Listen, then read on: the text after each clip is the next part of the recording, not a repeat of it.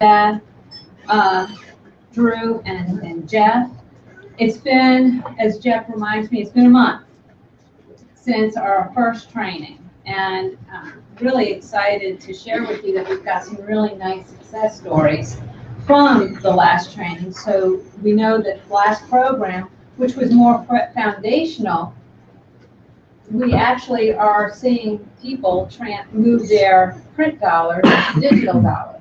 You know, Beth, you want to share a success story that you were Well, just yesterday, I won't share names, but somebody who has not done any digital here, at least not with me before, she had talked to the client on several occasions, and they had tried digital 100 times, and it never worked for them. They didn't have great success. So they were moving all their products just to Amazon and just letting Amazon take care of the sales.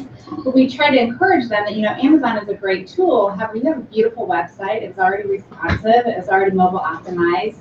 And, you know, Amazon is a fantastic outlet. However, you're also competing against every other product out there. I mean, they advertise it right next to your product. So Drew and I were able to get on the phone with the client on several occasions, and they are now going to give us a 90-day trial with some retargeting, some display, and some YouTube outreach. So, and I think it was a pretty significant hit for her, considering it's the first digital hit. So we're really happy about that. Woo! Yeah. The dollar amount from a spend? I mean, if she continues, it could be, I mean, close to $250,000 in the next 6 months. That's huge. That's huge. We've got 2 very packed full days.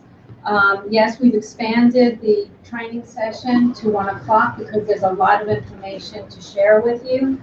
And we wanted to get you as much information as possible packed into these 2 days. Please, for professional courtesy, please keep your phones on silent. And without any further ado, I'd like to give a warm welcome to Jack. Thank you very much. Folks, it's great to be back. Is there anyone who is here today that wasn't with us back in June? Couple. Okay, couple. Welcome. Hi, I'm Jeffrey Elbridge. I'm Senior Director. I've got my own cue cards here. Senior Director of Digital Sales Training and Talent at Cox Media Group, an integrated media company that, of course, includes WSB TV Channel 2, amongst our many media assets. I've been with Cox for, this is just for the benefit of the people that were here last time. Been with Cox now for 7 years. Before that, I spent 22 years at TV stations in upstate New York and here in Atlanta. My focus these days, and ever since coming to Cox, is all on digital. Been a player in the digital space now for 20 years, having created my first computer show with banner ads and sponsorships and a website back in 1995. So it's been fascinating to have a front row seat to all that's unfolded, really the birth of an industry as it pertains to media over the course of the past 20 plus years. Without further ado, I want to dive right in. And as Jane said, we've got a lot to cover. Did everybody get a copy of the binder, the handouts? Everybody get the new one, brand new, hot off the press. Great, everybody got a copy? Beautiful. First things first. Great feedback from our 2 days together in June. Jane did a follow-up as well with everybody, and you guys did a really good job of articulating the things that you want to see covered next time we're together. That would be today, as well as tomorrow.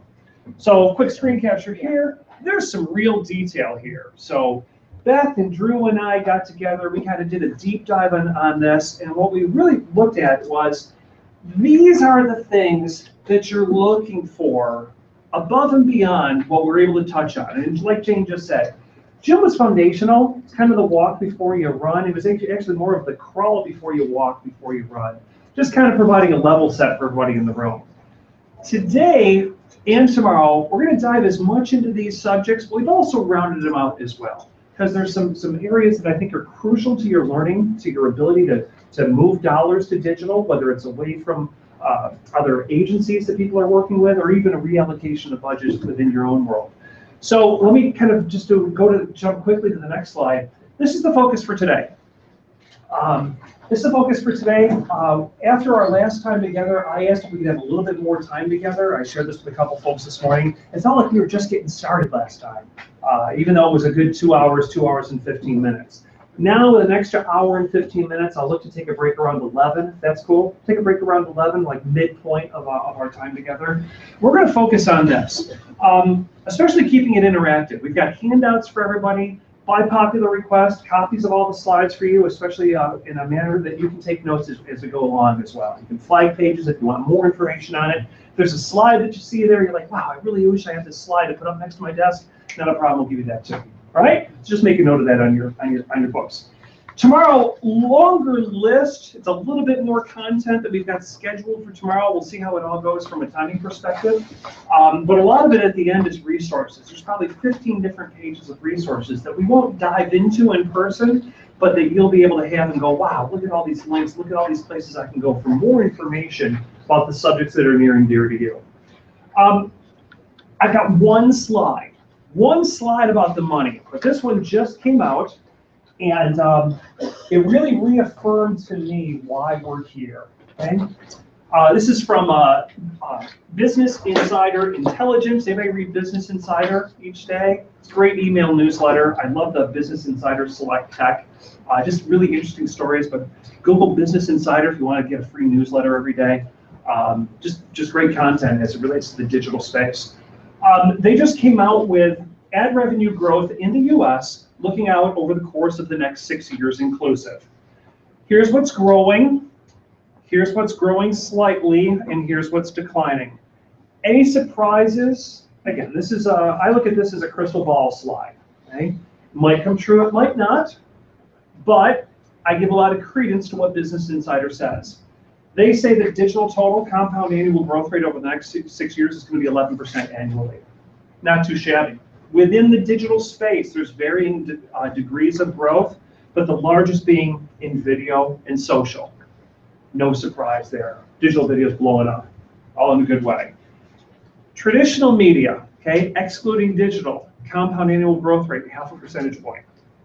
I'm not getting excited about that, okay? TV, just under 1%, radio 1%, newspaper and magazine continuing to see declines, out of home going up the most, but it's also the smaller pie. So where's the growth? It's in digital. That's why we're here.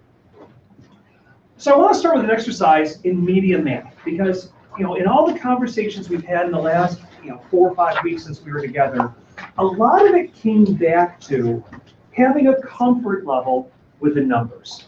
Anybody else feel the same way? Right? Having a comfort level with the numbers is really where the magic starts to happen. So to help do that, I'm going to go old school for a minute. Who's comfortable with direct mail?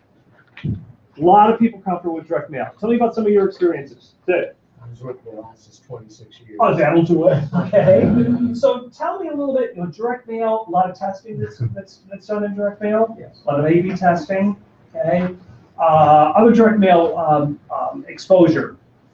Who else had a hand up? Give me another example. Come around the table. I was a list broker for about 10 years. Yeah. With Basic Plus.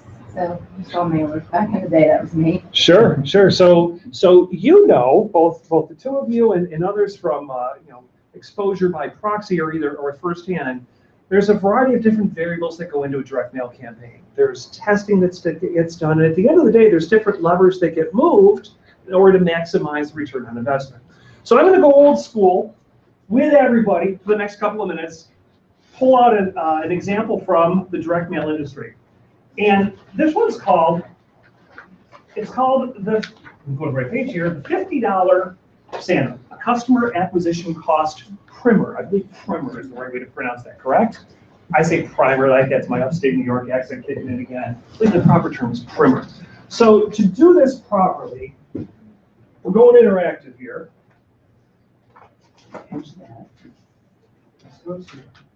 I was here at 6 o'clock this morning rehearsing this, so trust me.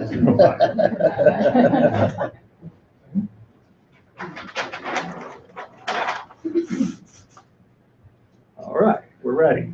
Okay, so I'm going to walk you through an example. So let's take a look at what we see up here on the screen. I'm not going to read every word on the screen. You've got a copy of it in front of you. But picture this, okay? Picture this from the author's perspective. And I found this on a website called ClickZ, Marketing News and Expert Advice. Fantastic website. Great learnings to be had there. Circle that, bookmark it, great reading, great place to search for articles on a specific topic as well. So if a client brings up a subject, you can go and search that term and find what other people have written. Maybe you can find some case studies and good examples on the website. Let's see. So here's what the author says.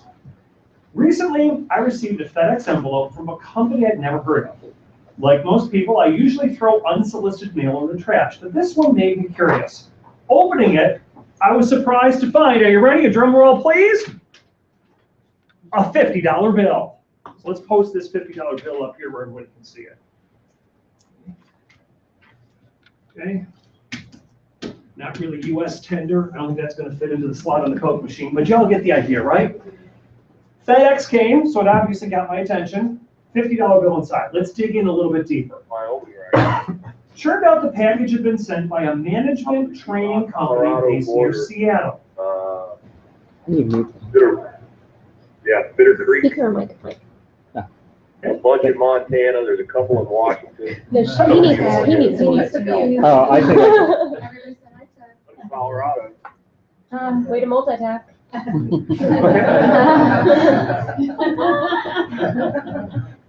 didn't know I had a partner. Waters County. So it's had. Who has a cell phone? Yes. Can you text Ted? Can he not just hear us? Well, he's Yeah, we'll just having mute him. another conversation. Well, He's muted now. He's muted. all right, okay, all right. For my conference calls, it's star 86. And I was like, oh yeah, you're yeah. Star 86. My favorite is when you got 150 people on a conference call and someone at the radio station puts their phone on hold, and we all get to listen to, like, you know, REO Speedwagon from 82. The only station that really rocks, WBAB. Thanks so much for putting us on hold, everybody. All right, back to where we were. Turned out the package had been sent by a management training company based near Seattle and included the $50 as an incentive to get people to call a salesperson. So is this a good idea? That's the example we're going to walk through. To answer that question, analysts typically look at customer acquisition costs. It allows us to compare the campaign's investment with its probable return. As a result, we can determine whether a particular initiative, such as handing out $50 bills, makes sense. So, gut reaction. Pro or con? Who thinks this campaign has potential to be successful? Who thinks otherwise? Anybody? There's no right or wrong answer here. Yeah. I would say be a strong motivator. Yeah. Agreed. Strong motivator. $50, you got my attention. Right. Okay. I So would think people would throw it away. They never see the $50 and having $50. Not in a, They're in the trash. in a FedEx. Yeah, if you get a FedEx envelope though, yeah, give it a Look at my FedEx envelope. FedEx. Hence my use of props today. Yeah. Yeah. Okay. I think a lot would depend on how qualified the list of people who are getting that $50 truly is. Agreed. Agreed. The quality of the list. Okay. We've probably raised our stakes of participation by delivering it via FedEx. So let's just kind of walk through the numbers. Again, no right or wrong answer here, but I want to arrive at a conclusion together. So there's a little bit more blah, blah, blah here, but I'm going to use this board to illustrate it. So we said, Seattle, direct mail campaign, 1,000 recipients. If you dig a little deeper into the article, here's what it says. On average, this management service costs, on average, $7,500. And the company that delivers that service does it at a 20% net profit, i.e., you pay $7,500 for the service, they have their cost. At the end of the day, they walk away putting $1,500 into their pocket as their bottom line profit. $1,500, 20% of $7,500. So that's their bottom line profit.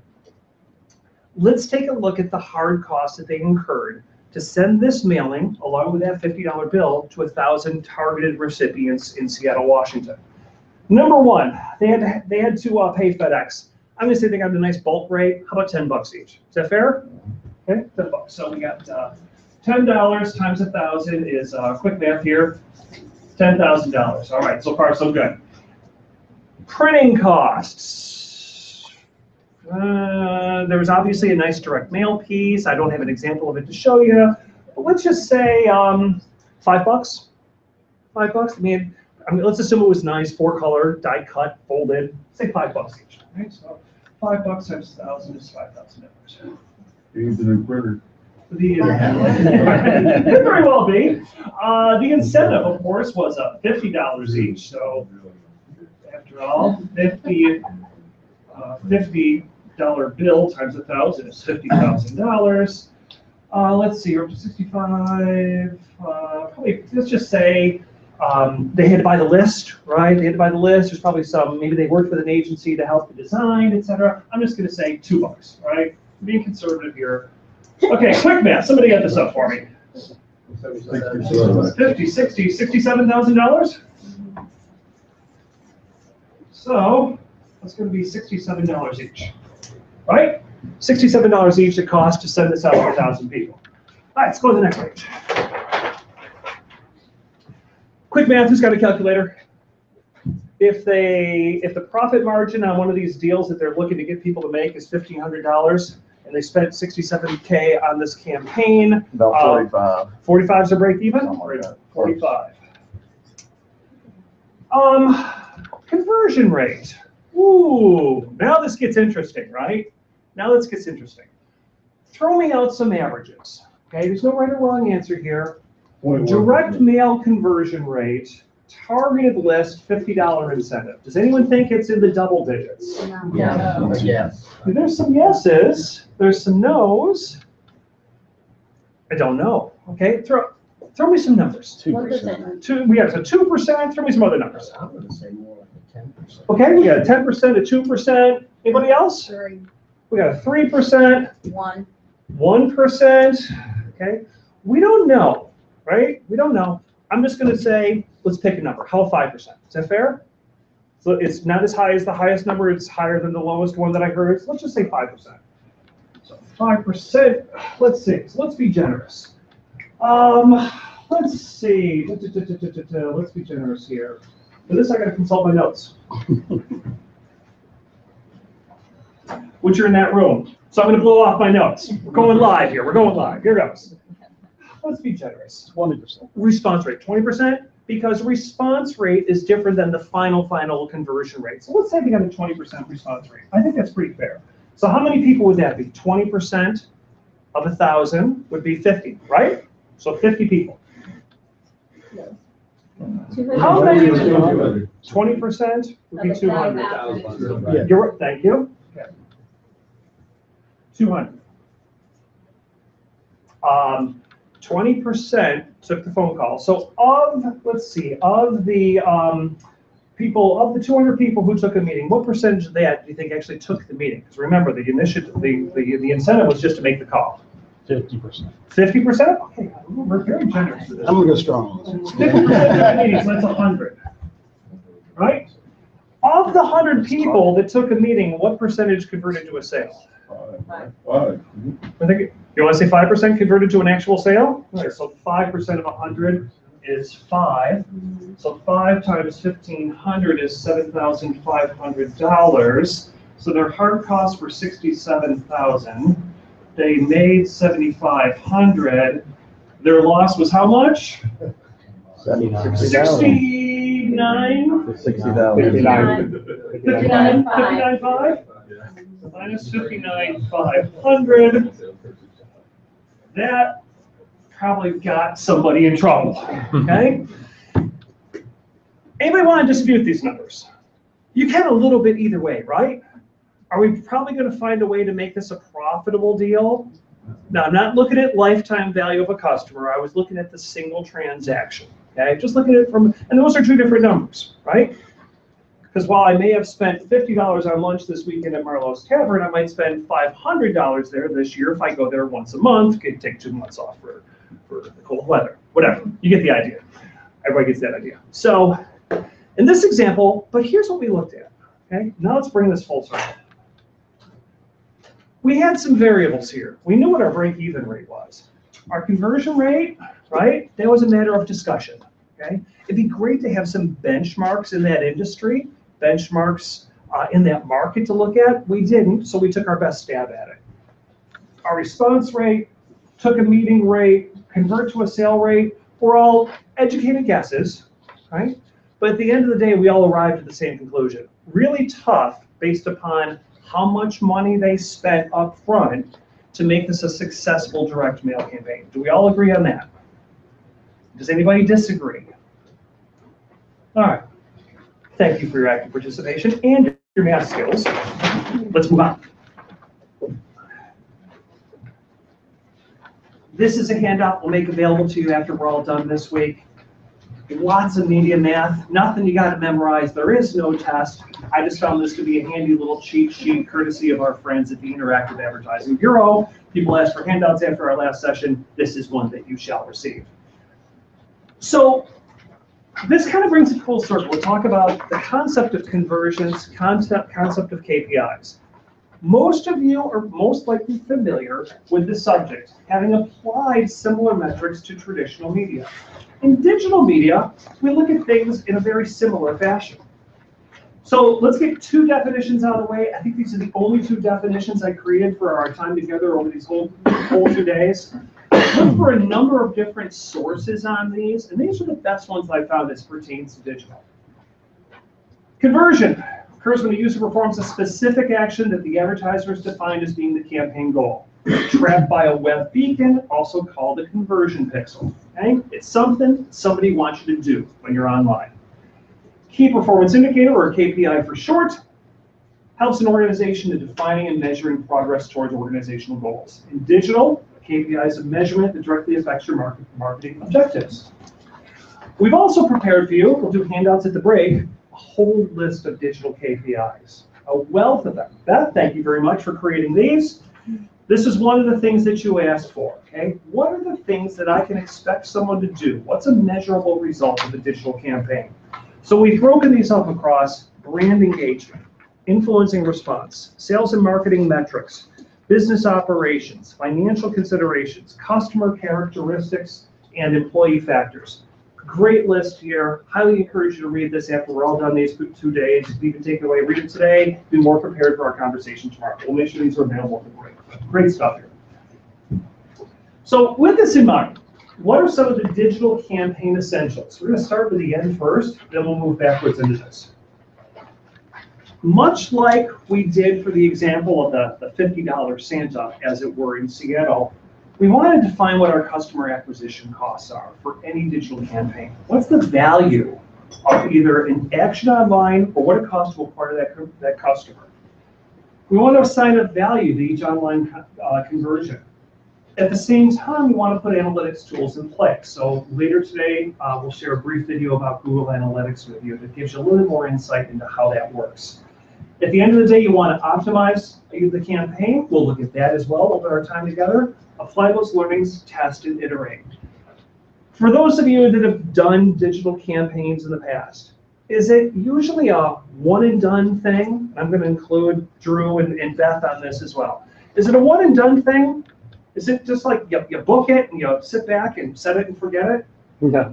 So what's commonly more likely to occur, Drew? You have to monitor the activity, the performance, and make sure that it's in line with what the performance goals are, and you get that positive return on investment.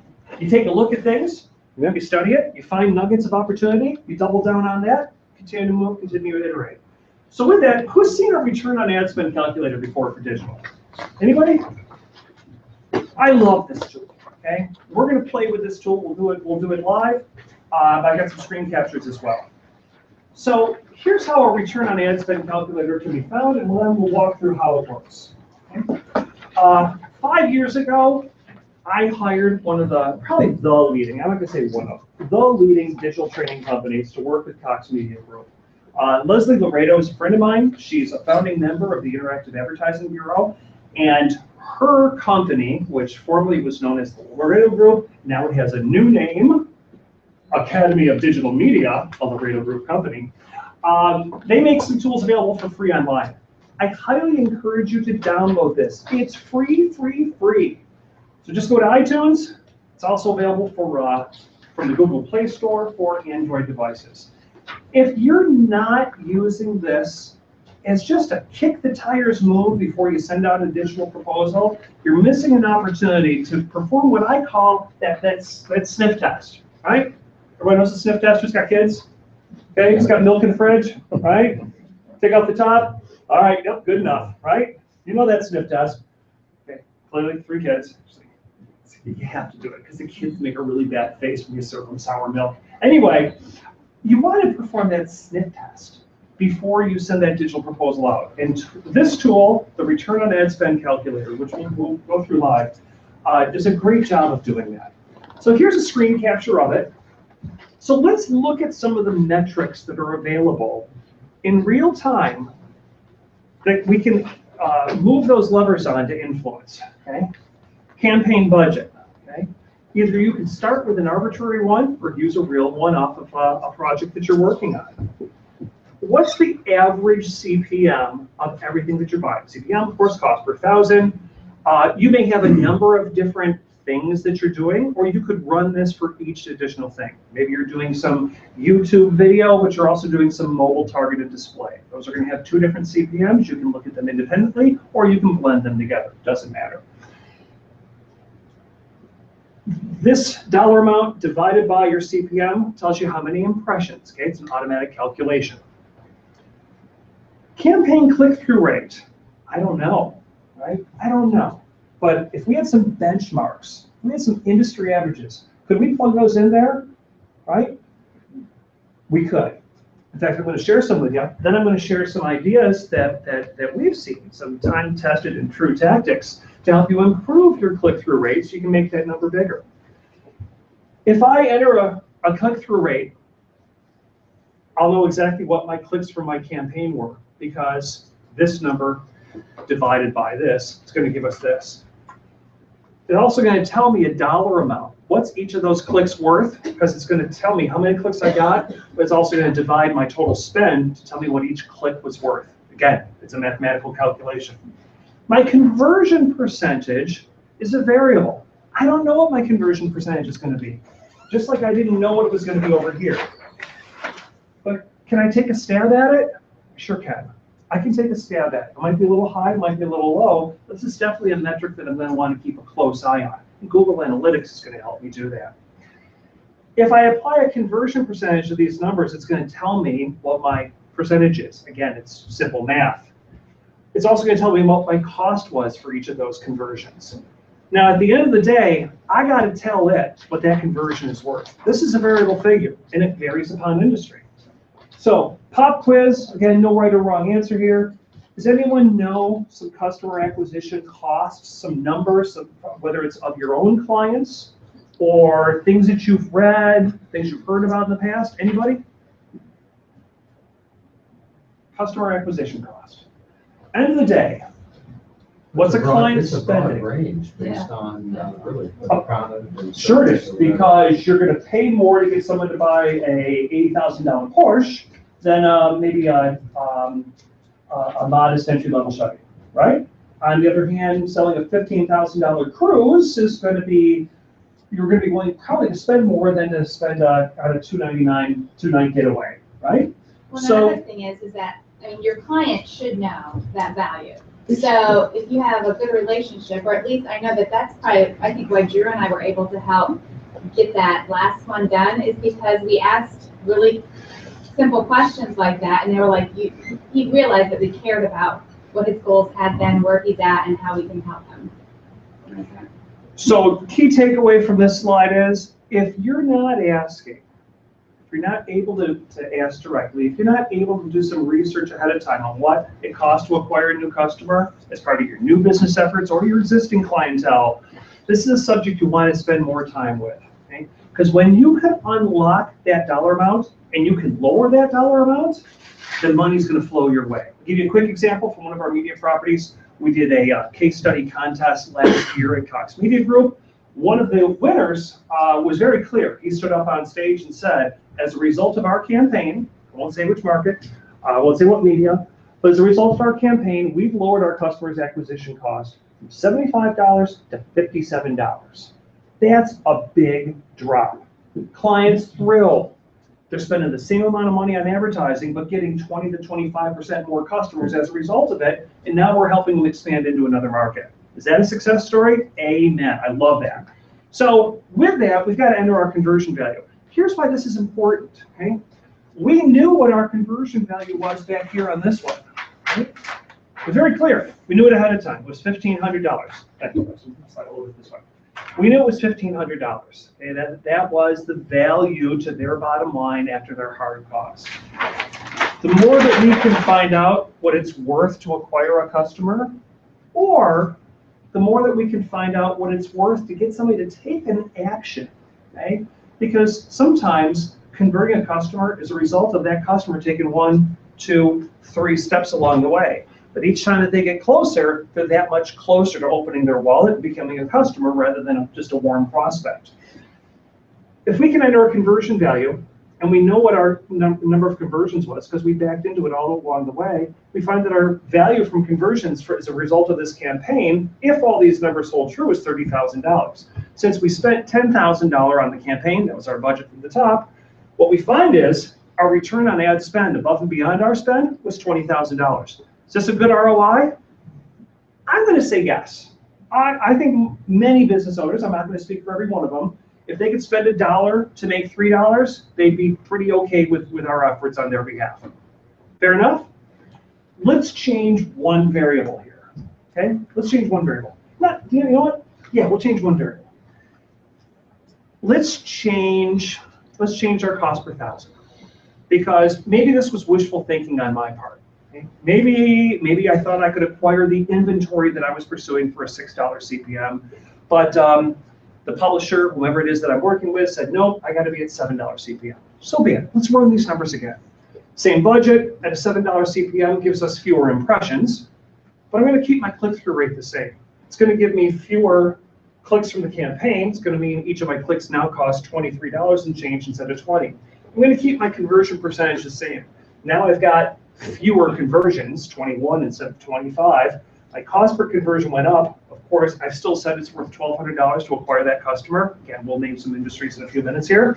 But now my return on ad spend has dropped a little bit to $25,200. I'm still in the green, yay. Still on the plus side, yay. But am I as good here?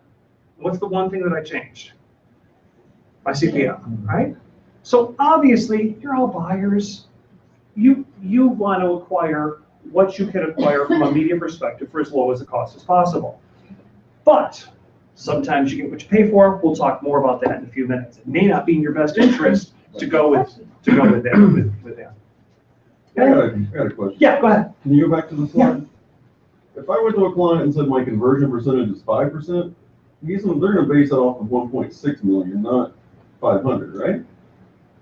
No, off the 500. If I have a 5% conversion rate and I'm having them buy 1.6 million ads, aren't they going to want 5% off of 1.6 million? Here's why. We got to slice and dice this each step of the way. Because just because they had 1.6 million impressions, right. Okay, here's what's missing. Your question's a very fair one. Here's what's missing. What we're missing is this tab, okay? This is a screen capture. There's another tab here called Return on Ad Spend with Post-Impression Action. I don't want to spend too much time dwelling on click-through rate because it's the easiest way to explain conversions, KPIs, and overall return on investment. But it is accepted practice. It is common knowledge. In fact, there's even a term for it. View-through. Anyone heard of view-through before? Okay. So view-through, for those of you that haven't, view-through is I'm exposed to an ad.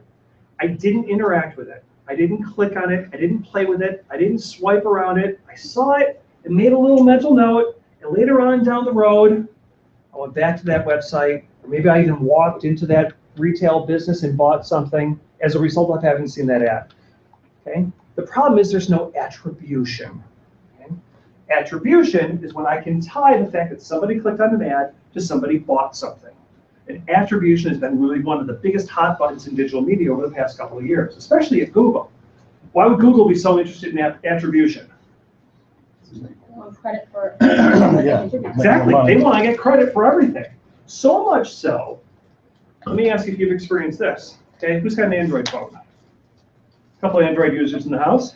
How many of you have done a Google search on your desktop, went over to your phone, picked it up, and like, holy cow, they know that it's 15 minutes to the place that I just searched. Is that wild? Yeah, that's because Google has connected the dots on your user profile and has connected what you searched on your desktop with what appears on your phone so that they can bring that conversation full circle and help the advertisers see that it was the desktop search that resulted in the person using Google Maps to drive to the store. Wow, heady stuff, cool stuff, but that's where the business is going. So what we're missing is giving any credit to the, call it 99% plus people who most likely we will assume saw these impressions, but didn't click. That's what's missing here. Fair enough? Okay. Because at the end of the day, a 0.03% click-through rate is 500 clicks. And so that's what we're basing it on, is the people that actually clicked and expressed interest in the product. All right. So I was trying to think of a way to symbolize what we just walked through. And this is the image that kept coming to mind for me. Okay, Wizard of Oz fans. Any ever man that man behind the curtain? Yes. What's he doing back there? He's moving levers, right? He's moving levers, just like you can do, because we can move all the levers in the white boxes. We can of course look at the budget. We can look at what our costs are to acquire the media. We can look at the click-through rate. We can move the levers as it pertains to conversion percentage. That's what we're going to talk about in a couple hours ahead. And we can move the levers on the conversion value as well. So by moving all these levers, this is how we can determine whether or not we're doing the math and putting a happy face on it at the end or a sad face on it at the end. I saw some hands. Questions? We're good? All right, let's keep going. So how do marketers measure ROI in the past? Okay, have they always used a return on ad spend calculator? So here's a survey that Cox Media Group did in 2009. Okay, so I'm going to wind the clock back here 5 years ago. I'm doing it for a purpose. This was a survey done of advertising agencies in Atlanta. We did this without saying who it was that was doing the survey. Okay, so we cloaked our identity. We used a third party with the folks at Frank Maggot and Associates who did the survey for us. Because at the time we were looking at what's the value proposition of all of our digital media assets across radio, newspaper, and TV from Cox within the buying community in Atlanta. Here's some verbatim quotes. Okay? Again, going back 6 years ago. Right now, we're only looking at click-throughs to the website. We can only measure with click-through. We measure how many clicks we get, click-through rate and impressions. Tracking the user all the way to the online purchase. Oops. I hit the magic button. I think I want that one. There we go. Coupon receipts and website visits, direct response to just the number of calls per medium of the ad. As you can see, the only thing that was being measured of anything of significance, people were looking at click-throughs. The challenge with looking at click-throughs, right, is that a couple of them, I can list them. Number one, now that the world is such a mobile place, and we're going to spend a lot of time on mobile tomorrow. Okay. There are secondary actions that we can measure, especially with mobile. Because you might click on a banner, but let's just say that you can download an app. Wouldn't it be more important if you're an online business and you want to encourage app downloads? Wouldn't it be more important to measure how many people downloaded your app versus how many people clicked on your ad? So those secondary action rates are becoming more and more important in digital media. What did people do after the click?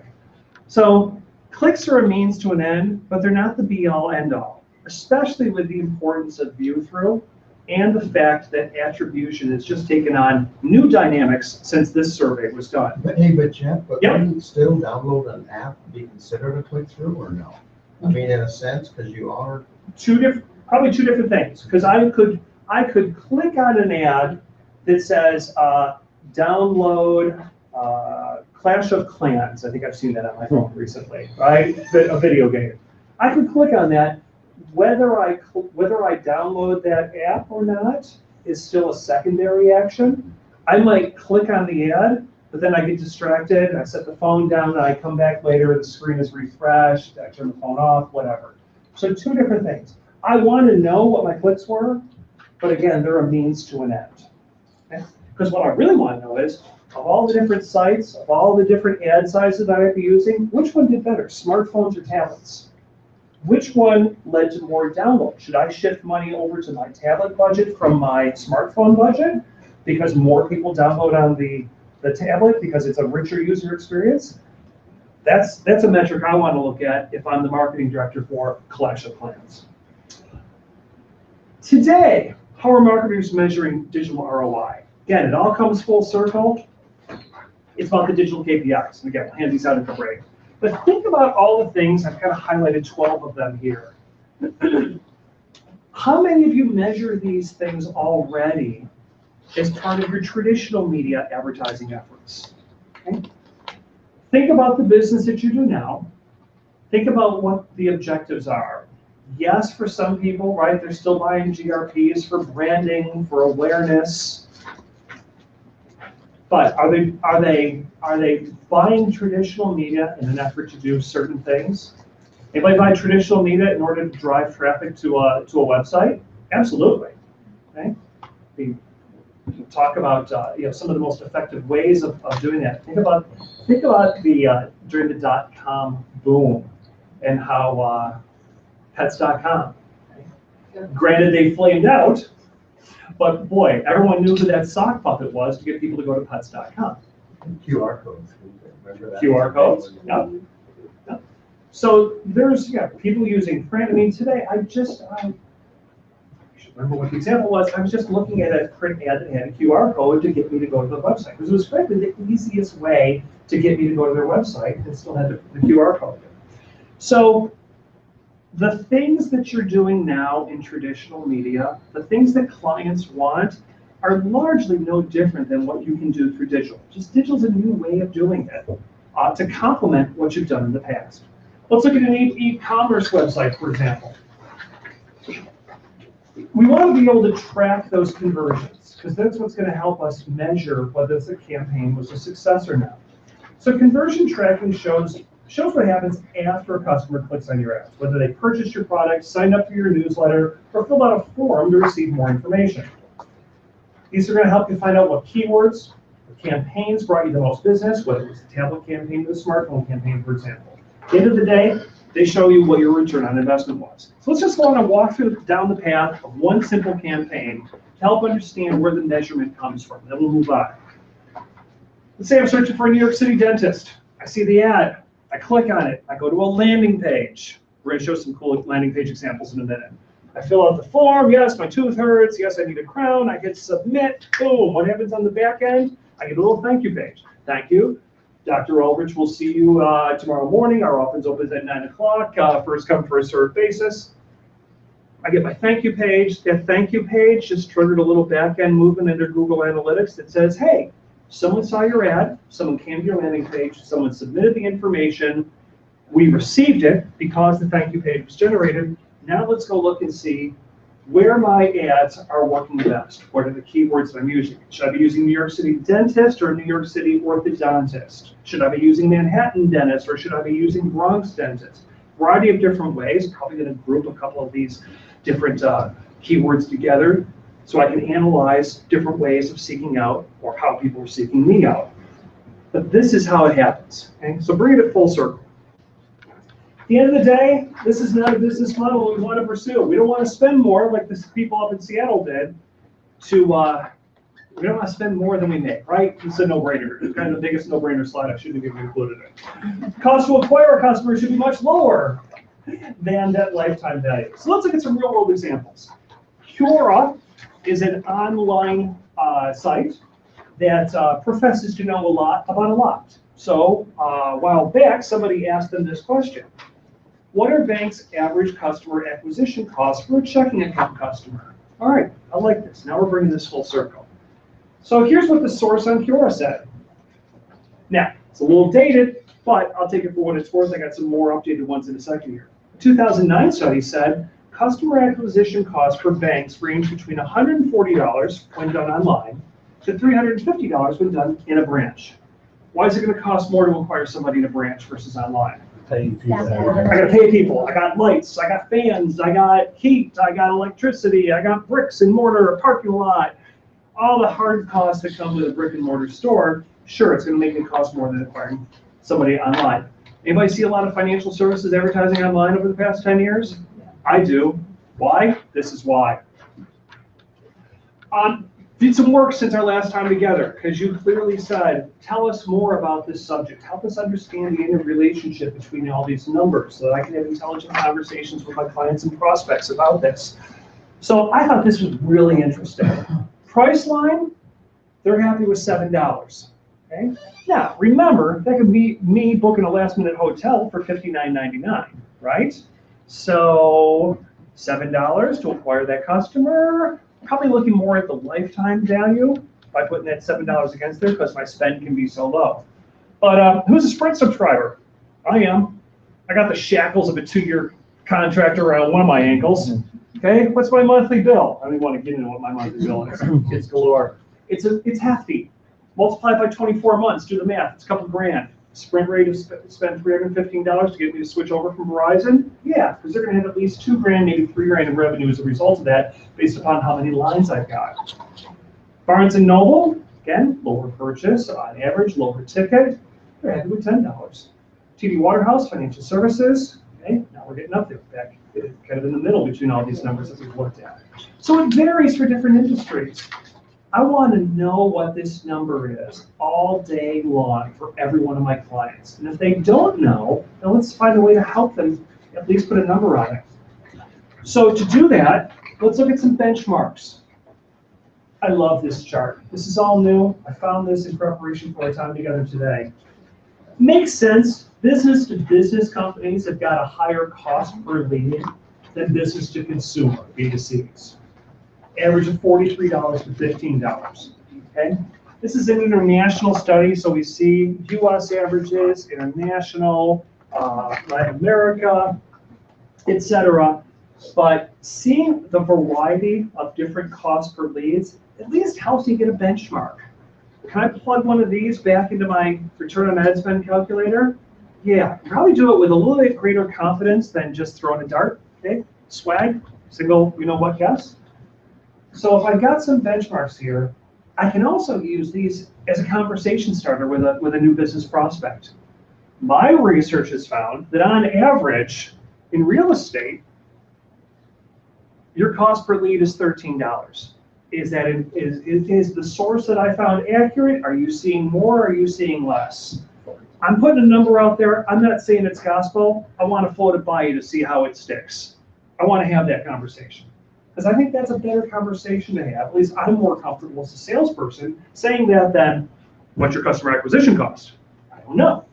Okay, where do we go from here? Okay, I'd rather float this trial balloon out there first. Even if you want to go with the industry average, the $43 versus the $15, throw that out and see where it goes. Are I these think you'll find a B2C lot. though, or B2B, like the banking, is that? I call that B2B. B2C. I would call that B2C because it was a checking account. No, I'm not talking about that particular example, yeah. just like, nonprofit, are these, for that line? Is that Nonprofit education. reaching out to consumers or B2B nonprofit? Great question. I don't know. For more information, let's go to the 2013 State of Inbound Marketing Report, conveniently sourced on the screen. I stole their chart. I didn't read the entire report. I did like this nugget from it. Great question, though. So we can categorize goals in 3 different ways. There's a conversion goal, and we've looked at a couple examples of them so far. Maybe I completed a purchase, I submitted a form, I clicked on a button or a link, or I reached a particular page. These are all real world things that we can measure, that clients want to have happen, and we can help them occur. At the same time, there's aggregate goals. So these are more all-encompassing. For example, how much time does somebody spend on site? So Drew, I'm going to tag you on this one unexpectedly. How much time do you find yourself having conversations with clients about all the other things that have resulted as a result of a campaign, whether it's traditional plus digital or just digital? How many times do you show how their traffic to a site went up? Have you ever tracked, I know you have, have you ever tracked their website traffic and paired it up against the ebb and flow of their spot schedule on TV? Yep. Isn't that a fun one to do? Yep. Your spot ran here, your website spiked. Your spot ran here, your website spiked. That's a thrill. Love those conversations. Yeah, and then also pointing out if the time spent on site's longer, and then seeing there's a demographic different from it compared to your normal. Okay, you can look at page views, you can look at average revenue per visitor if it's an e-commerce site. You can even look at something like blog articles read if there's someone who's engaging in content marketing. Finally, an ultimate conversion goal is what you have for your site overall. Okay? Both of the above can be classified or rolled into an ultimate conversion goal. So let's look at a couple examples. For example, the New York Times. You know, they may look at an aggregate goal such as page views as their ultimate conversion goal. Okay? There's a lot of things that they can look at, but if they're not getting more people to consume their content, then they're probably going to make some changes on the editorial side, on the content serving side, to get more people. In fact, they've recently changed their daily newsletters in an effort to spike their readership online.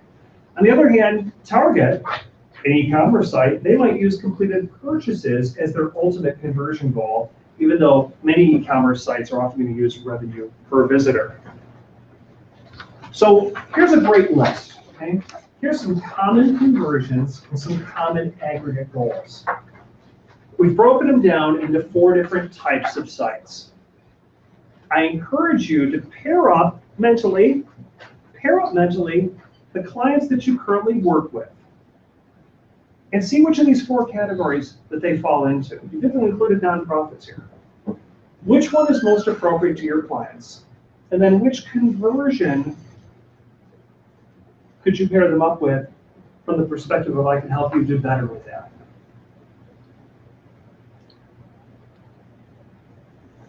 Quick show of hands, e-commerce. How many of you work with e-commerce providers? A couple hands, okay? Okay, couple hands.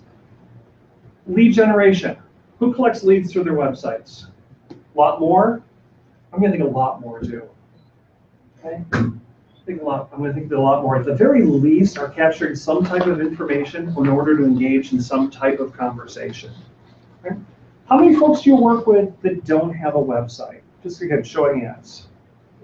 Any? Some? A few? Still some out there? If not, is there anybody that you work with that doesn't fit into one of these 4 categories? So again, to retail. Yeah, if you're going to retail. Okay, so give me an example, even just category.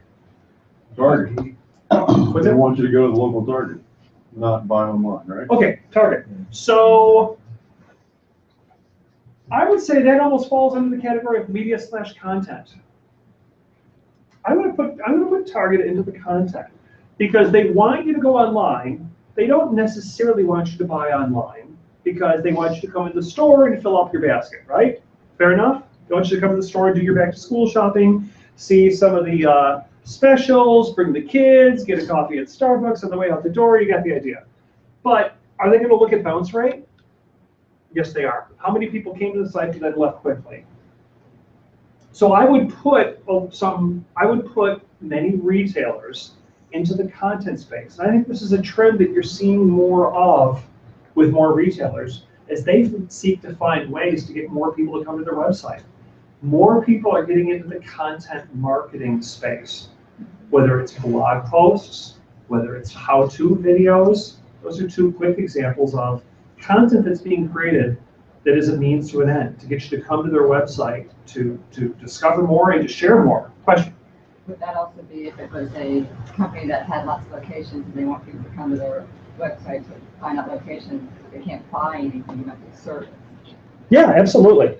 I use okay, real world example. I belong to Associated Credit Union. There's a branch at Cox headquarters, but it was a Saturday and I wanted to make a deposit.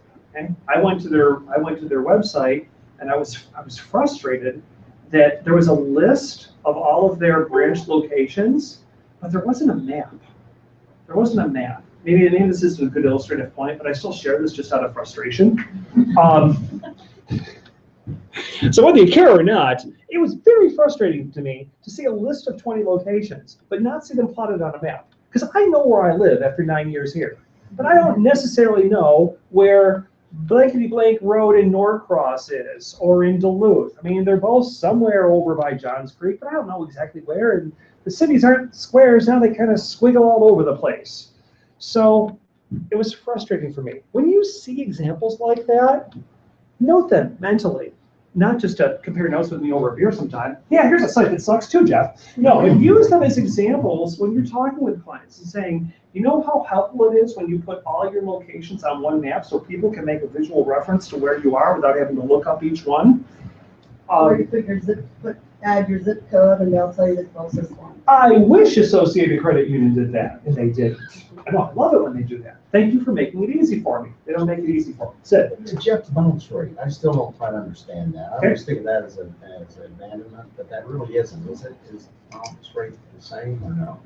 Bounce rate, one needs to pick a duration of time that one comes to the website. And if you're there for less than that amount of time, then that would be considered a bounce. And or not going to another page. Yep.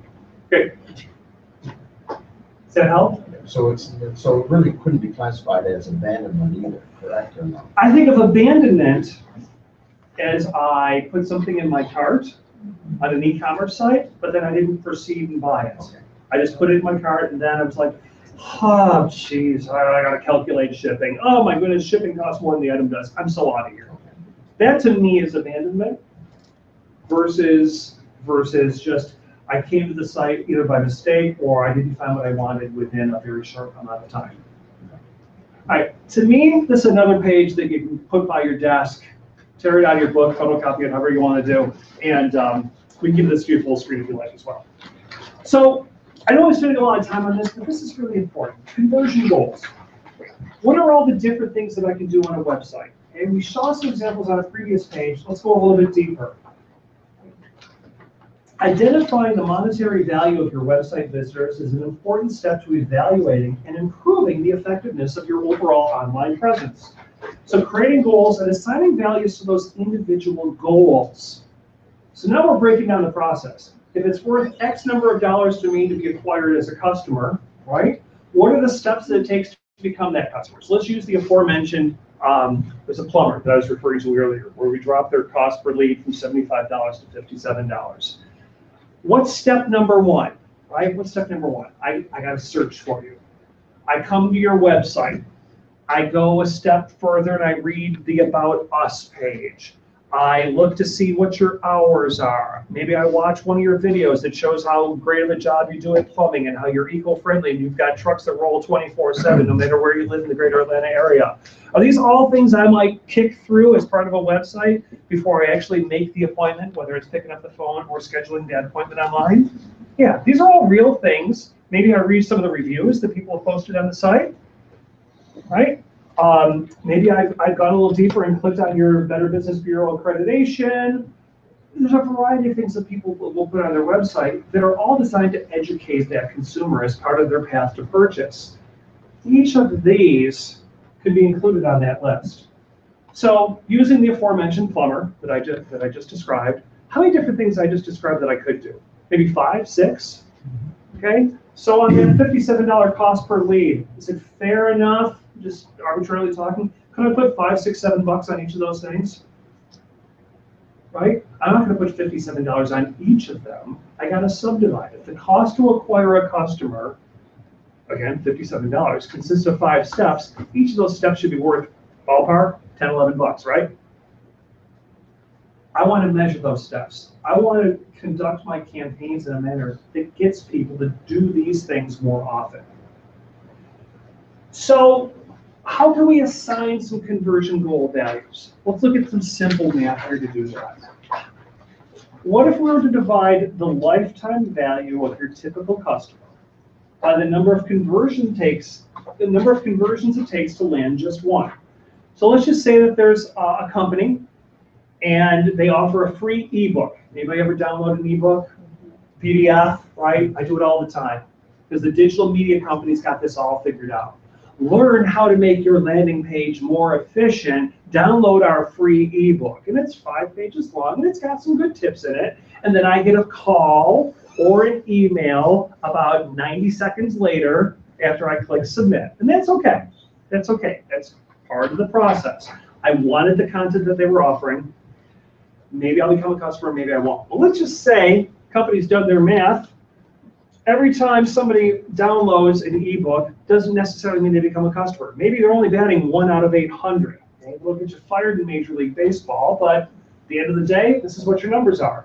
If that customer is worth $5,000, they're doing the math and says, you know what, for every person that downloads our ebook, lifetime value calculation, the goal conversion of that ebook being downloaded is $6.25. Let's personalize this with the Elbridge family. So here we are, packing up to head to Florida. Just going to do a quick little Gulf Coast vacation. You can see the warm summer breezes behind us. Doing the same math. Maybe Visit Florida is doing the same math, and they're trying to attract a nice family from. Well, I suppose they're a nice family. No, they are a nice family. Thought I kept the shorts kind of low here in this picture. Be embarrassed otherwise. Are those jean shorts? Those are not jean shorts. They are very, very professional cutoffs. It is a fishing shirt, though. I love those fishing shirts. Yeah. Big thing. I love fishing shirts. I don't fish.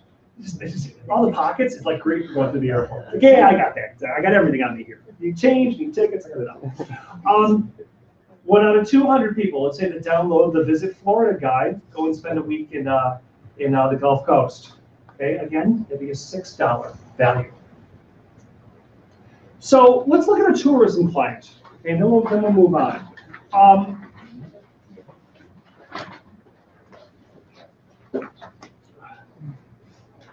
I'm going to run a couple different scenarios here. Walk through these with you. Let's just say there's a budget of $25,000. I'm buying digital media at a $6 CPM. You can see the number of impressions I got. I just arbitrarily picked a 0.03 click-through rate. Okay? Maybe that's because that's the click-through rate that I got on a previous effort. So I plugged that number in. Means I got 1,250 clicks. Each of those clicks cost me $20 because this times this is this. I'm going to estimate a 1% conversion rate. It's an estimate, could be higher, could be lower. Means I'm going to get 13 conversions. My cost per conversion is $1,900. But that fine family from the page before that's going to Florida, that guy's cheap. He's only going to spend $1,200 for the whole weekend. Okay, I know. I can quote him on that. So seeing as how he's only going to spend $1,200 means that I only got $15,600 value from this campaign, and since I spent 25 grand on it, I lost $9,400. Okay? Again, in theory. But what if we could change this and use some industry average from the benchmarks we looked at a few screens ago? Now, I'm going to make it a 0.05% click-through rate because we saw that based upon some industry averages. I'm also going to increase my conversion percentage. Why would I increase my conversion percentage? Here's why. Because I also bought some more targeted inventory and I paid a little bit more for it. Because before I was just kind of spraying and praying at that $6 CPM, but I found a great source to give me qualified vacation enthusiasts. Let's say that that's a behavioral targeting category. It cost a couple dollars more CPM. So I'm paying a little bit more, but I got a more targeted audience. I found some industry benchmarks for tourism campaigns. I'll show you those in a second. So with all that in mind, well, I'm always going to pick up $50 when I see that. With that in mind, I think that I can increase my conversions.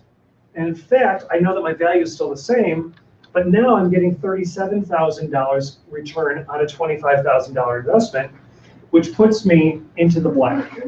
Okay, into the black with $12,000. Again, there's variables here, but you can see that by moving different levers, by applying some industry benchmarks, I can get a real good feel. And more importantly, I can have confidence that this is a great solution for the advertiser. Here's my profit, $12,200. This is a handout I've got for everybody at the break. So we'll hand out this along with the digital KPIs. Found this article as well. I just thought this was interesting and probably something that would be of relevance to many of you. Determining subscriber value. What's an email list member worth? Okay. I got to assume everyone in this room gets emails from different companies, whether you like it or not.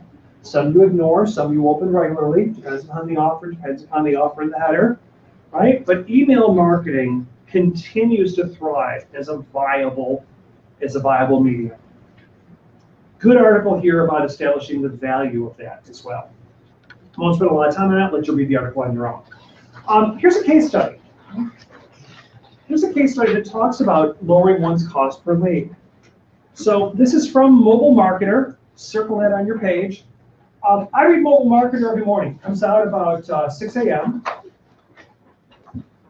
Just a real quick scan of the headlines. I don't necessarily read every article every day, but occasionally there'll be one that catches my eye, and this is one of them. So Privacy Star is an app that you can download to your smartphone.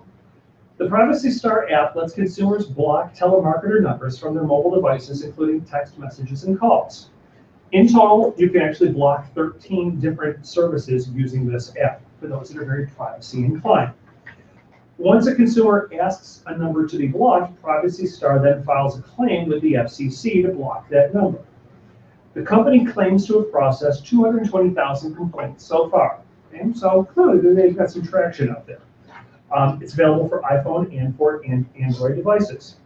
So in addition to mobile search and in-app ads, Privacy Star has also used desktop display and television advertising. They've also used Pandora and Slacker for mobile advertising. But mobile ads make the most sense for an app trying to drive app downloads. Their goal was to cut down on the cost per action of its marketing efforts. Using mobile advertising, they were able to narrow down where the ads appeared by carrier. They were also able to target by device. They ran 3 separate campaigns that were focused on getting consumers to register, subscribe, and download the apps. They generated an average cost per action of $2 once they went with the mobile campaign, compared to $5 before the mobile campaign started. Interesting. Okay.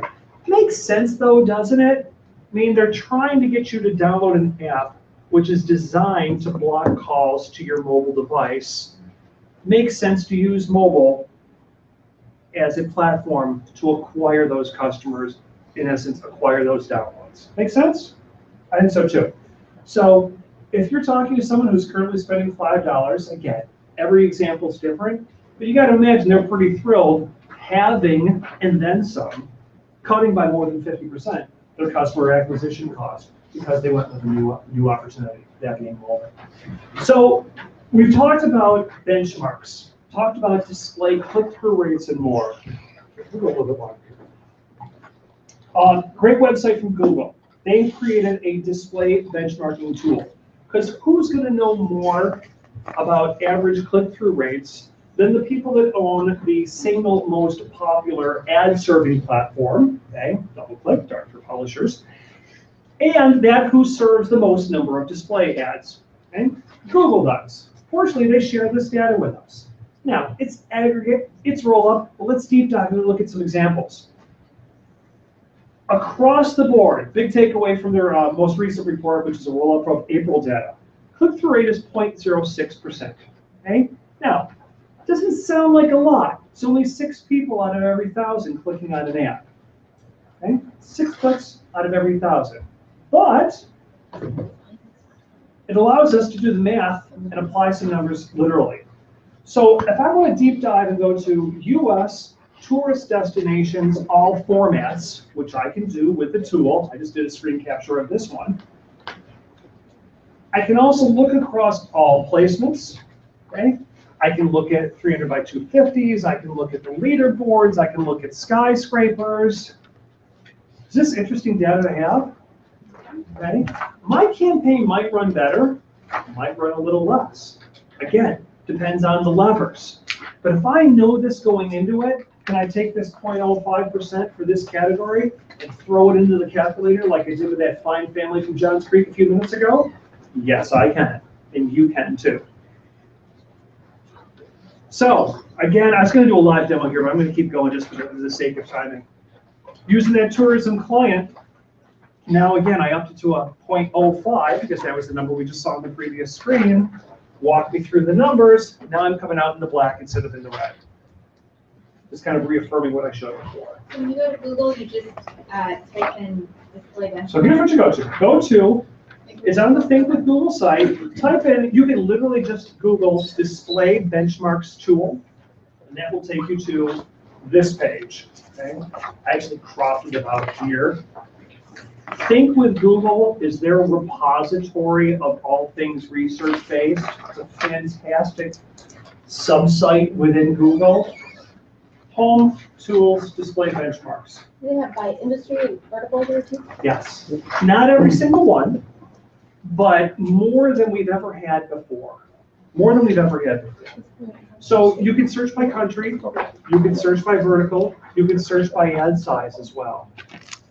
For some, because I played with a whole bunch of different ones to kind of see which is the best illustrative example to bring to you today.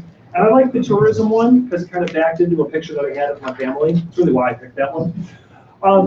But it's also a click-through rate that's different than the roll-up average. Now you may say, oh, big deal, 0.06, 0.05, gosh, these are such tiny little numbers. They make a big difference. Because remember, we're talking about millions of impressions being purchased. A fraction of 1% is still hundreds, if not thousands of people in the long run who are interacting with an ad versus not. Question? 0.06%. That's 6 clicks for every 10,000 impressions, isn't it? No, because you got to divide and multiply by 100 to make it a percent. Yeah. And I'm not I'm going to say no. Okay. Because I double checked it myself before I typed this. Quick tool you can use. There are click-through rate calculators. There are click-through rate calculators online. If you're looking to find, for example, ClickZ, which I mentioned earlier is the source for the $50 Santa story, has some great click-through rate calculators, cost per 1,000 calculators and more. I encourage you to, we can search for those in the break if you like. Bookmark those, and it makes it easy to do the math without having to do it in your head like I do. I think Zach is right, because 6% of 1,000 would be 60. So 0.6% would be 6. Well, 0.06 though. Yeah. It's 0.06. I thought it would be 0.6%. So it's 6%. yeah, it's 0.06. It's 0.6. It's 6, yeah, it's still I know. 1%, we're not even 2%. 0.6%. Right. I think Zach's right. No, he's not. All right, we're going to tug of war. Tell you what, let's move on. We'll double check our math at the break. Fair enough? The decimal point over on that. Yeah, but it has to do with the multiply by 100. That's where, if turning it into a percentage So involves the 6 multiplying by divided by 100. 1,000 equals 0.006 times 100 equals 0.6%. Let's compare notes during the break. All right, we'll keep moving, but thank you for bringing that up. We looked at that benchmark. Okay, so how do you get a higher click-through percent? Right? How do you get a higher click-through percent? There's a variety of different tactics that you can employ. Let's look at a couple of them. Because, again, while click-through rate is a means to an end, what usually gets higher clicks? Rich media, something that moves around, has got some animation to it, has the ability to show multiple offers within the single ad unit on a rotating basis. Larger ad units, as a rule, get a higher click-through rate. Being above the fold, everyone's familiar with above the fold, you use that term in print, same applies towards digital.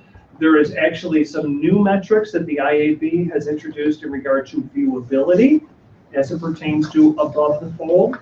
In today's world, we could talk more about viewability. I wasn't going to spend a lot of time about it. Just know that there are standards that are in place now on the subject. If you want to talk more about it, we can do that too. But above the fold placement versus being buried at the bottom of the page. Frequency capping. I know I'm getting into a little bit of jargon here. Okay? The frequency capping, the practice of saying, I only want to serve an ad to a user of this browser no more than 2 times in a 24-hour period, or more than 3 times in a 24-hour period. Okay? Rather than serving the ad 10 times over the same 24-hour period. Let's face it, if I didn't click on an ad the first, second, or third time, I'm probably not going to click on it the 7th, 8th, 9th, and 10th time that I saw it either. Coming to your offers, having a broader offer that's going to be more appealing to a wider swath of people versus really going for that needle in the haystack is going to increase your click-through rate. Audience targeting or other targeting, such as geo-targeting. Really playing up your call to action messaging. What is it you want people to do? Having multiple calls to action. And reviewing the metrics early in the campaign or after optimizing. Each of these are best practices as it pertains to increasing the click-through rate for a digital campaign. Okay? Doesn't mean you're going to employ every single one of them, but I will say that if you can apply most of them, or just have them in mind as part of the process, again, each little tweak that you make to a campaign, tying back to what Drew said earlier, every time you increase it by 1%, 1/10 of a percent, 1/2 a percent, whatever it may be, means your number is going to be better in the long run. 2 ads here, okay? Which one of these should I run? Top. Okay. More broad. Top. Somebody, okay? Bottom. Yeah, a top, a bottom. Who thinks which one had a higher click-through rate? Top, bottom, okay. Different opinions, right? All right. Well, here's the real world numbers. I don't know why this one did so much better than this one. I don't know why. Okay, part of this is art, part of this is science, but this is real world numbers off real world ad serving because we created the ads and we tracked the progress for Jim Ellis on these. But this one did significantly better. So again, when you think about applying the 3.3% click-through rate versus a 1.9% click-through rate, it's not a 50% improvement, but it's pretty darn close. Now multiply this across millions of impressions on the HAC homepage, the WSB TV homepage. Now we're looking at a significant difference between the delivery of these ads. So bring it again full circle. Sid, we talked earlier about the days of glasses and copy testing, A/B testing. So much opportunity for that in digital. And you don't know until you try. So that's why 2 different ads. Why does one perform better? Can't really know. But the fact that I do know means I'm going to double down on this version for the next couple weeks of the campaign. All of this, however, comes with a caveat. Okay? It all comes with a caveat. So what's a successful click-through rate? Okay? Here's a campaign. This was for a military insurance company. Ran on 9 different sites. You can see I got 2 outliers here. Should I keep these sites? So I really want to narrow my focus here. Should I keep both these sites? Should I keep just one? Should I drop one? I got my highest click-through rate of the group. I got my lowest click-through rate of the group. What should I do here? Look at the other conversion metrics. Yeah. Ding, ding, ding, ding, ding, ding, ding. Of course, give away the best answer. That's okay. Why? Because click-through rate isn't it alone. We got to look at the back end of this. Because while this may not have the highest click-through rate, it might have the most conversions. Maybe people on this site just keep clicking on the ad because it's next to something that they want to click on more often. Maybe right? Or maybe whatever the tendencies are of people on this site, maybe people click on the ad, but they can't afford the product. On the other hand, this has a low click-through rate, but those that do click are instant buyers of it because they've got the means and resources to buy. So click-through rate alone isn't going to tell us whether a site or an ad position or a digital media product should remain on the buy.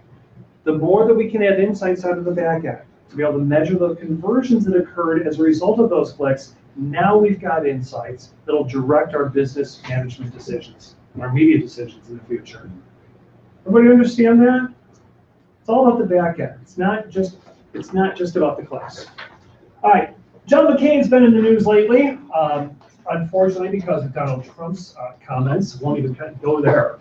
But when he was running against, John McCain, this is going back to the 2008 election. At the meantime, Hillary was running against Obama. Hillary was running against Obama for the Democratic nomination. We all know how that one worked out. But at the time, McCain was outgunned from a fundraising perspective. So they put this ad together in an effort to discredit the state senator from New York at the time. So, love her or hate her, does this get your attention?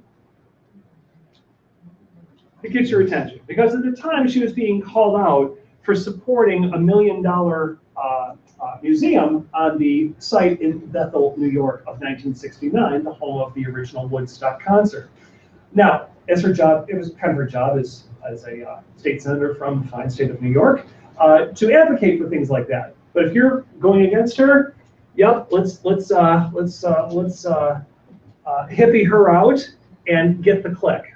And get the click they did. This is the campaign ad that generated the most amount of money because it went directly to a video that encouraged people to support John McCain in opposition to those Democratic forces that opposed him. It wasn't enough to make him win, but does it attract your interest? Yes. Love her or hate her, you got my attention. I'm not used to seeing the former First Lady dressed like she's ready for a day at hippie stuff.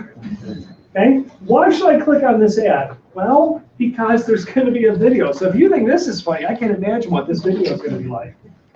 Who's its audience? Probably not Hillary supporters. Probably anybody who's its supporters? Probably people listening to Rush Limbaugh. Good possibility of that. I'd say so based upon my listening of the show over the past decade. Is it going to get the click through? I'm going to say yes. I can tell you that it did. But these are the 4 things. I'm not saying that you mock your competition. That's not a means to an end for most businesses. In politics, I guess it's fair game. But if you can attract interest, present your offer, select the audience, and get the click through, you're going to have a fine start. So let's look at a couple examples before we take a break.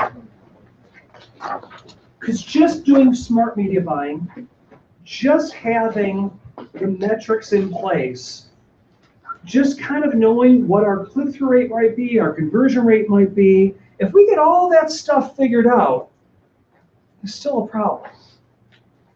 We got to grease the skids. We got to make it easy for people to take these actions. Otherwise, all of our hard work in the back end was for naught. So here's a real-world website. Hate to say it, but this is our radio station site. It's a couple years old example. This is our radio station up in New York, in Long Island.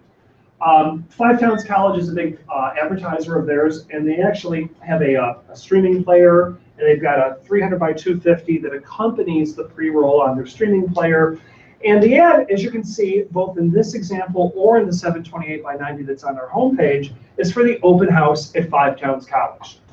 Anybody know what Five Towns College's claim to fame? Jane, you know Five Towns College? Okay. Music. Claim to fame? Music. What's it? It is music. What musician? Maroon 5? Oh yeah, lead singer Maroon 5. Help me out, ladies. Thank you. I knew you'd know. So, lead singer Maroon 5, Adam Levine, yes, went to Five Town College. So what's the client's objective here? Anybody? Go to the open house, right? After all, they're saying, join us at our next open house. So I'm going to assume they're looking to get people to come to their next open house, because it's really tough to land a prospective student until you can get them in, let them see the studios, you know, let them see the picture of Adam Levine up on the wall, right? You gotta make it easy for people. So if I run this ad, I better have a good landing page. Let's look at a couple of landing pages before we take a break. Oh, so sorry. Here's where the ad took me. Their homepage. All right, somebody help me here. Where's the link that I click for the open house? Quick, somebody, point it out. It's hard to see. It is hard to see, and I'm 2 feet away from it.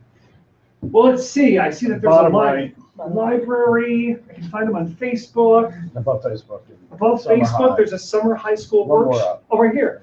You're right, there's an open house. Wow. Did that take a long time to find or what? I might still be looking. Was it for Marcus in the front row? Because I can go to the bursar's office, I can have a catalog sent to me, I can click on alumni. I do see that there's an open house coming up, so, but at the end of the day, and I counted them, there's 50 non-converting links. What's a non-converting link? It means it's something I can click on that doesn't help me achieve a conversion based upon the intent that was desired by running that ad on the previous page. I gotta search for it. I gotta look all over the place. Is it gonna be tough to measure the results of this campaign when it's so hard to even find the open house? Mm-hmm. What if I did something like this? And made the ad go to something like this? Would that be a little bit easier to track? Sure would, because there's not a whole heck of a lot I can do on here. If I click on this ad, I can reinforce the fact that it was played on the radio. Okay, I've heard all about Five Towns College because it's played on WBLI. I can put my information in here and I can submit my registration. There's only one thing I can do. But after all, I clicked on the ad because I was interested in going to the open house. I can also offer a thank you page. I could print an open house flyer. Now, this is a mock-up that we did for them, but again, for illustrative purposes. Wouldn't it be great if after I submitted and said, yes, I want to attend the open house, I get this page as my thank you. It says I'm going to receive an email confirmation. I could print a flyer, and now I can start exploring more information about the college. Doesn't this make sense from a flow perspective? Let's look at some other examples. This was a spec landing page that we did for Jim Ellis.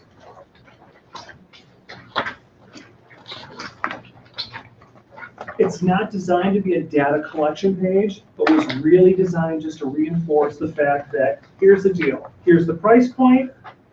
It's a limited time offer. You get a $250 gas card, and here's where you could go on a $250 gas card if you bought this car. Here's the sequence. This is a 300 by 250 ad. It's animated, so this is the initial image. It animates to this a couple seconds later, and this is the landing page that you get when you click on this ad. So, very successful for one of our properties this past month. Real simple. Florida's new mattress headquarters, $100 off your purchase. Sale ends Tuesday the 7th. When you click redeem here, it gives you this as its full page coupon. You could walk in the store, just click to print. Very successful. I asked the person that designed it. Here's another campaign for Hearthside at Sugarloaf, active adult apartments. Here they're collecting information. So you can see I've got some movement, I've got some animation, learn more, okay? So what are some other things I could put here instead of learn more? Click to learn more, click here. What else could I put there? An offer. Could put an offer there, but my point is I could put a couple different phrases there and test them to see which one generated the greatest response. Here's the landing page. A lot of information on the landing page. And what we're finding is that the requests that we're getting, because we make a lot of client landing pages, they want them to almost be mini websites. Our recommendation back to them is, that's fine, but let's minimize the number of things that people can click on. If your goal is to get the lead, let's make it real simple. Name, email, phone, message, submit. My recommendation would be, make that first page, that landing page, as simple as possible. If the goal is to get the lead, then get the lead. And then the thank you page can contain even more information.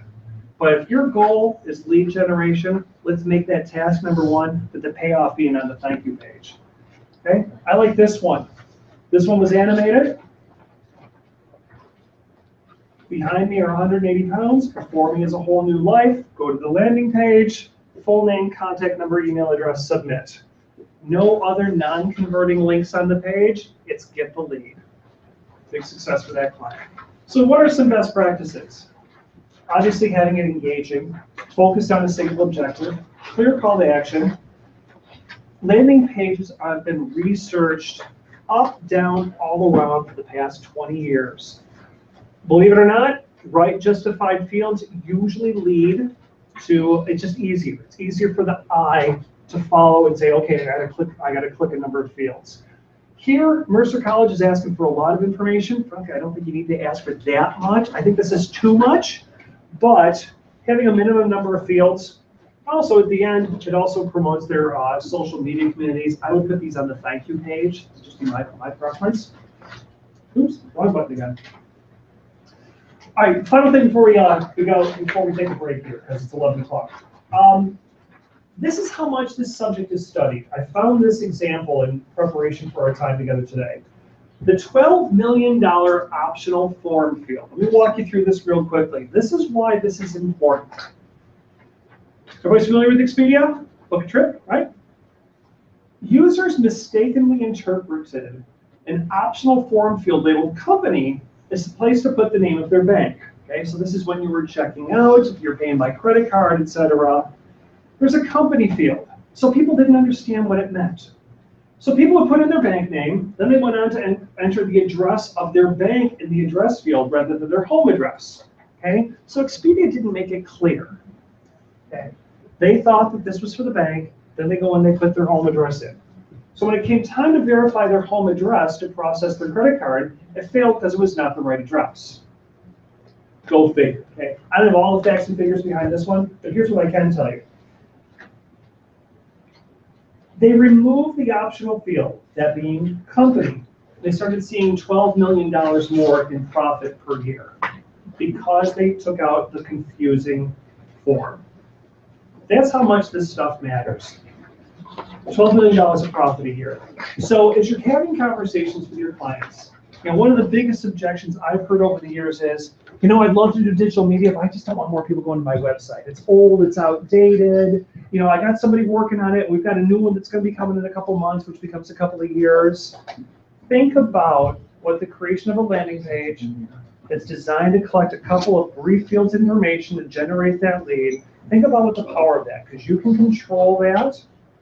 You can control it. You can minimize the amount of data being collected, but provide it as a payoff to the client to help fulfill their digital objectives. With that, I got 11, almost straight off the top of the hour. Let's take a 15-minute break. I'll see you back in here at 11:15.